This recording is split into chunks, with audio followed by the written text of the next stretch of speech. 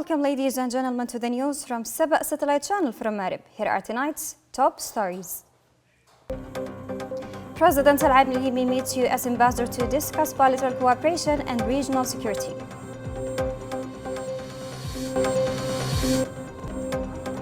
PLC member Al-Subayhi meets UN Refugee Agency chief to strengthen humanitarian cooperation. Marib Deputy Governor highlights community leaders' role in supporting security and social cohesion.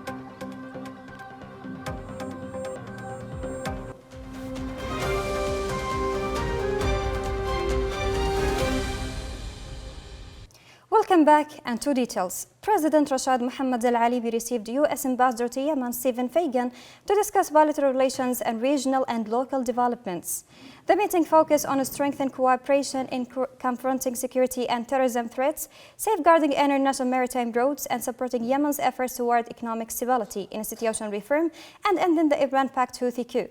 President Al-Alimi praised the strong U.S. stance against Iranian aggression and destabilizing proxies and reiterated Yemen's condemnation of recent Iranian attacks on the sovereignty of several Arab states. He outlined government measures to respond politically, economically, and maritime to these regional tensions, stressing the importance of countering pressure on Iran and its networks.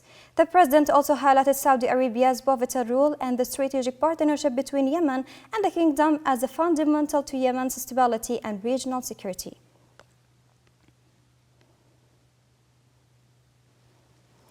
Member of the Presidential Leadership Council, Mahmoud Al-Subayhi, met with Mohammed Nasri, head of the United Nations High Commissioner for Refugees Office in Yemen, to discuss refugee conditions and ways to enhance cooperation between the government and the agency. They reviewed Yemen's commitments from the Global Refugee Forum and discussed translating them into practical programs that support humanitarian response, stability, and development.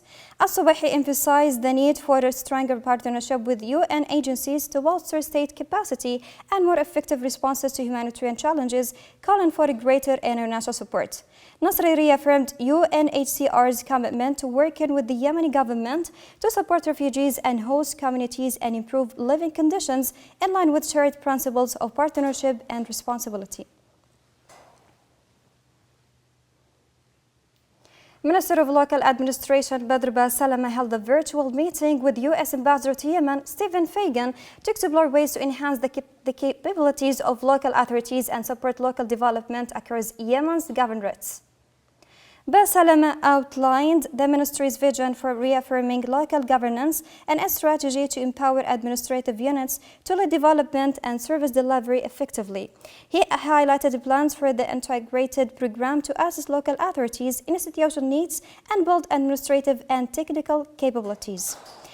Ambassador Fagan expressed appreciation for Yemen's efforts to develop local governance systems and commended the government's progress in destabilizing the country and advance its reform agenda.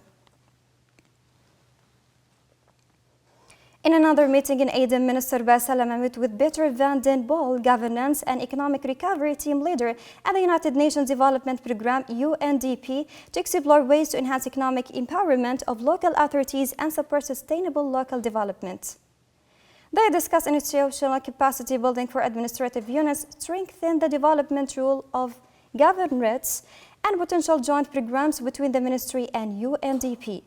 Salama emphasized that these efforts align with the government's plans to deepen financial and administrative decentralization, enabling local authorities to manage economic development through clear, measurable plans. Van den Bol affirmed UNDP's readiness to support the ministry's plans and sustainable development in Yemen. Still in Aden, where Minister of Public Works and Roads Engineer Hussein Al-Arqoubi met with Peter Scott, Director of the United Nations Special Envoy's Office in Yemen, and Timina Obaid, Political Affairs Officer, to discuss ways to enhance coordination on infrastructure development and road projects in liberated governorates. The meeting focused on improving infrastructure and road safety to support public services, economic growth and food security. Minister Al-Arqoubi highlighted the ministry's plans to rehabilitate roads and vital infrastructure to facilitate transport and trade across governorates, and commended the United Nations support and the cantonment coordination with the international partners. SCOUT reaffirmed the Special Envoy's Office commitment to working with Yemeni authorities to support infrastructure improvements that foster stability and contribute to the peace process. Minister of Water and Environment Tawfiq Al-Sharjabi met with UNICEF representative in Yemen, Peter Hawkins, to discuss strengthened cooperation in water, sanitation and climate adaptation. The meeting reviewed technical studies in improving water sources and ties, including an expanded assessment of water resources and solutions to address the critical water crisis. They also discussed a study on coastal vulnerability and ways to support communities in adapting to climate change. Minister Al-Sharjabi emphasized the importance of international support, especially from UNICEF, in implementing strategic studies and sustainable solutions. Hawkins reaffirmed UNICEF's commitment to continue its support for Yemen's water and sanitation sector and expanded its partnership with the ministry to improve basic services and enhance resilience climate impacts. And in a virtual meeting with Sabrina Fatper, Country Director of Emedis Yemen, Minister of Industry and Trade Mohammed Al-Ashwal explored ways to strengthen cooperation and training and capacity building. The discussion focused on enhancing human resource development within the ministry, including improving professional and English language skills for staff. Al-Ashwal emphasized the ministry's commitment to expanding partnerships with international training and education organizations, noting that the importance of investing in human capital to improve efficiency and performance. Faber outlined Emedis' activities and programs in Yemen and expressed her organization's interest in building a strong working relationship with the Ministry of Industry and Trade. In Marib, Deputy Governor Dr. Abdurrabbu Muftah praised the vital role played by community leaders, tribal leaders and social figures in supporting security efforts and maintaining stability in the province.